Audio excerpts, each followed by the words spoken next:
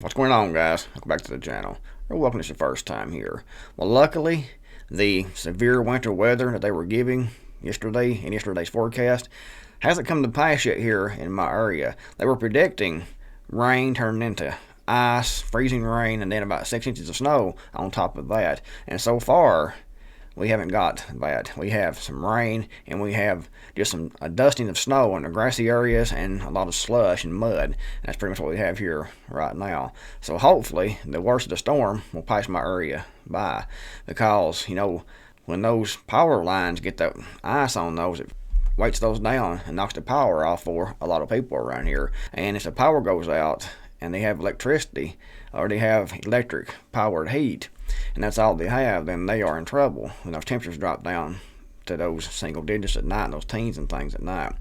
And hopefully, the power stays on. Hopefully, that's all we'll get here. It's what we have right now, and it's still raining. You can see here, raining right now, it says, and that's what it's actually doing, is raining. I saw a video this morning that Southern Prepper 1 posted where he was showing what they had got over there in South Carolina, and he was showing like 6 inches of snow over there, and all the trees were weighted down, and you see this power had flickered off and on several times, but at that time point in his video, his power was still on, he said. So hopefully, the power stays on for everyone, because a lot of people aren't prepared. A lot of people aren't ready for these power outages. Just look at what happened in Texas, last winter. Complete chaos, complete havoc, and a lot of misery in Texas because people wasn't prepared. And unfortunately, I'm sure that most people still aren't in that area, still aren't prepared. Just like here in my area, because most people refuse to prepare. And when things happen, they suffer for that. If you're a prepper, it's not that big of a deal. However, when that power goes out, if you aren't prepared, it can be a big deal, and it can be life-threatening for certain people. But anyways, so far, so good here in my area of East Tennessee. It could change. Hopefully it does it. If it does it, then in a couple of days, what little snow we have here will be gone, so the temperature gets above freezing. It'll melt off pretty quick. But like I say, we got some slush on the roads right now, and we have just a light dusting on the grass of snow, and that's about it. Now I'm sure that tonight, when the temperature drops even more, that this rain could turn into ice, could turn into more snow, so we may get the severe winter weather later on. They were predicting the majority of it this morning here in my area, but it hasn't happened yet, and it could happen, like I said, later on. Hopefully it does it. But even if the temperature just drops down, below freezing, and I'm not sure what it is right now. It's cold right now outside, but it's still raining, so it must not be below freezing. But when that temperature does drop below freezing, all this slush, all this rain and things on the roads, it's going to turn into ice. So if you have to get out and drive, be extremely careful. Another thing to watch, if you step outside and you have steps, the steps off your porch, for example, those are really freezing in a sheet of ice is very common in this type of weather.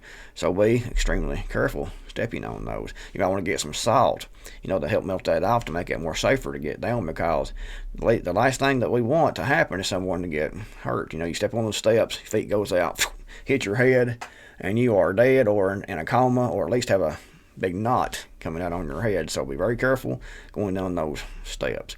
But anyways, guys, this article here that was posted on Strange Sounds website, I'll put the link to this in the description box below so you can read the article yourself. China is piling up unprecedented quantities of food, inflating prices and dropping more countries into famine. 69% of the world's maize reserves, 60% of its rice, and 51% of its wheat. So they are stockpiling. One country has 69% and 60% and 51% of grains comparative to other countries. This is one country comparative to, all the other countries, from my understanding here, what they're talking about.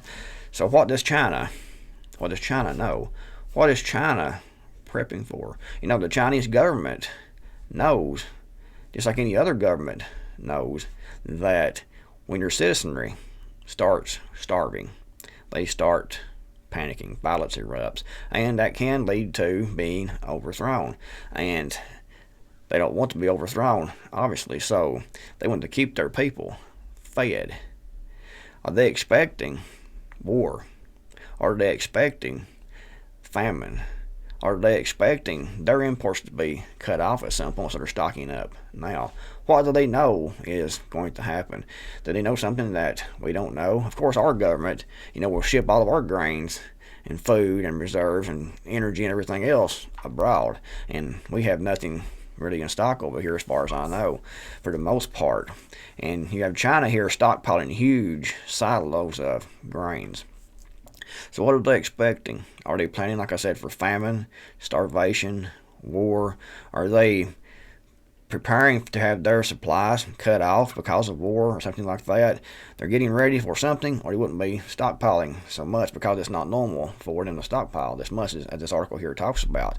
It says less than 20% of the world's population has managed to stockpile more than half of the globe's maize and other grains, leading to steep price increases across the planet and dropping more countries into famine. So you have 20% of the world's population in China, and they are stockpiling over half of all grains in the world for their own people.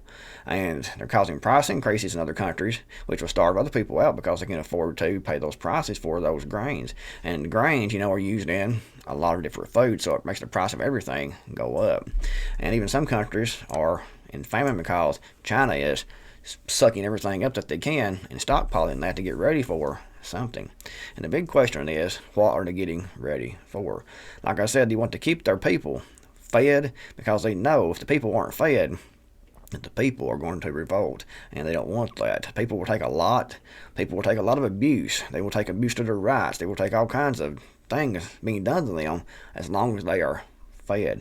When people start starving, they have nothing else to lose, so they start revolting and can't overthrow the governments. It's like in the Roman Empire, they want to keep the people fed. They kept the people entertained, bread and circuses.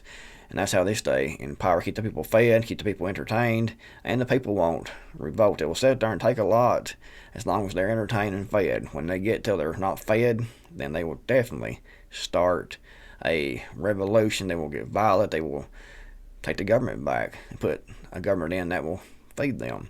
And it's what China knows, so they're hoarding up for that reason. But what's going to cause that? Are they expecting widespread famine? And I think that is most likely the case. Less than 20% of the world's population has managed to stockpile more than half of the globe's maize and other grains, leading to steep price increases across the planet and dropping more countries into famine. The hoarding is taking place in China. COFCO Group, a major Chinese state-owned food processor, runs one of China's largest food stockpiling bases in the northeastern part of the country. It stores beans and grains gathered from home and abroad in 310 huge silos. From there, the calories make their way throughout China via rail and sea. China is maintaining its food stockpiles at a historically high level. And not sure how to pronounce that Chinese name, guys. Head of grain reserves at the National Food and Strategic Reserves Administration told reporters in November our wheat stockpiles can meet demand for 1.5 years. So they have enough wheat. They're predicting stockpile to meet their demands for 1.5 years. So are they expecting a catastrophe, a famine that's going to last 1.5 years? I don't know. You read between the lines and figure it out what they're stockpiling for, but they have a reason for stockpiling all this, and that's either they're expecting famine, or they're expecting war, or they're expecting, a blockade of China, which I don't think is going to happen, because blockading China would be a huge undertaking, and I think impossible considering their military might.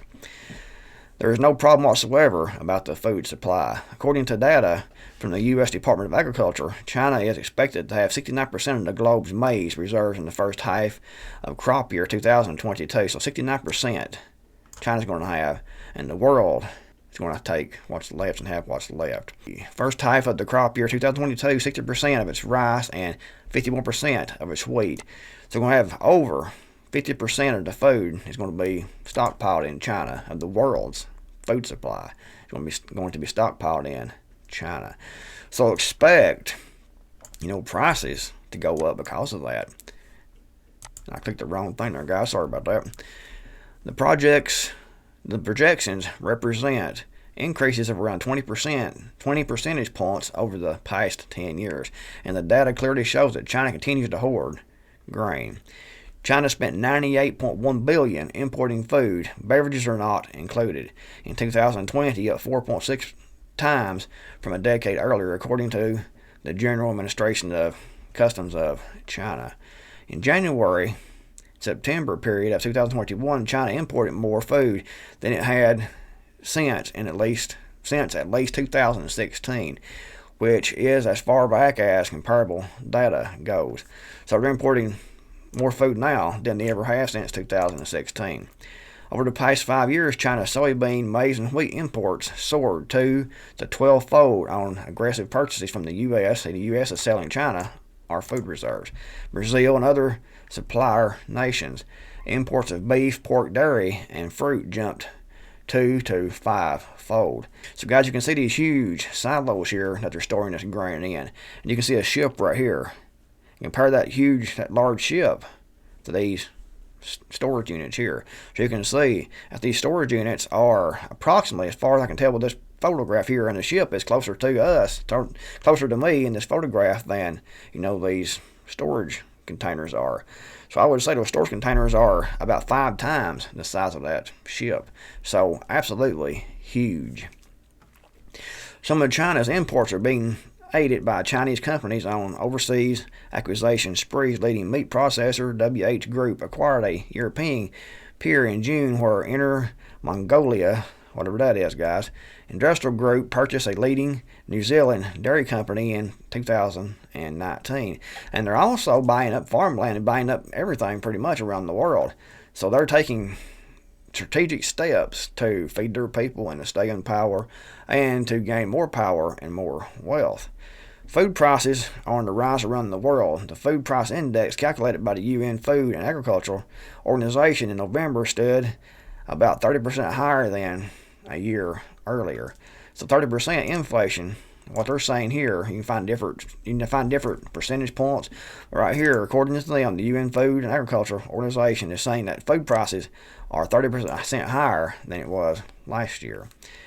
Hoarding by China is one reason for rising prices, said blah blah blah blah blah blah name, president of the National Resource Research Institute in whatever that is, guys, prefecture north of Tokyo. These names are very, very difficult for me to figure out how to pronounce because I don't speak Chinese. But we might need to learn to speak Chinese the way it's looking. China is importing more grains and other food because domestic production isn't able to keep up with consumption. They're stockpiling. It's not keeping up consumption. They're stockpiling. And they said that up in the article there that they were stockpiling.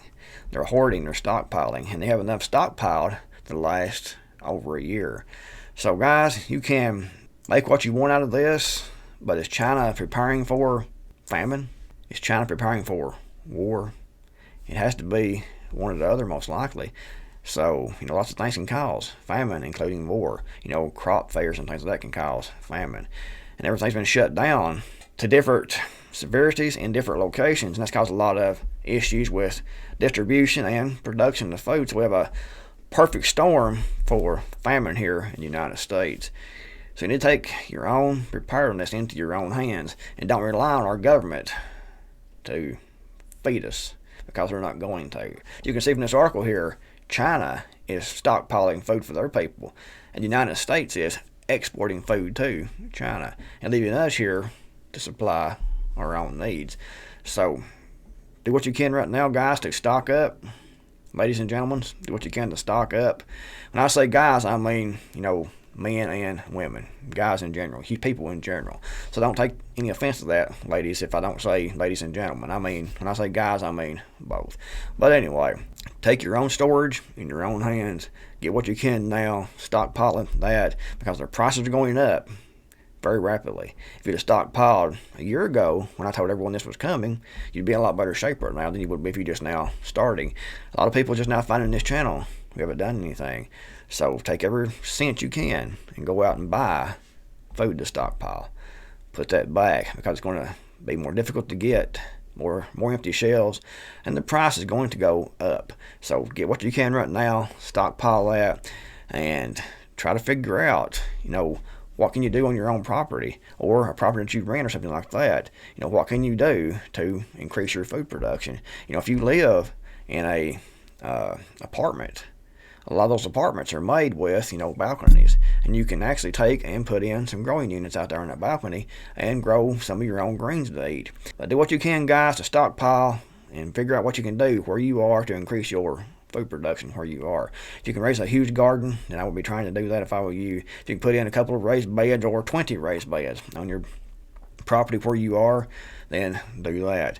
If you can get chickens, get those. You can get ducks, get those. Goats, whatever you can get, guys, rabbits. Anything you can do to become more food self-reliant will definitely help your chances of survival. And at the very least, you'll eat cheaper and better during the future months ahead. If you need help trying to figure out, what to stockpile, how to stockpile that, how to become more self-reliant, then please consider buying my book, The Purpose Guide to Surviving in Order to Know It, Gear, Skills, and Related Know-How. It covers food storage, it covers water, it covers medical, it covers becoming self-reliant on your own property. Lots of things in this book. It even covers, security measures to secure your property during hard times. It includes bug out bags. It includes urban survival. I wrote this to make this a complete survival prepper's manual. If you haven't bought it yet, go to Amazon.com, link description box below, and purchase this book. Greatly appreciate it, guys. Helps me out a lot. Thanks for watching. Creekmore out of here. See you all in the next video, hopefully.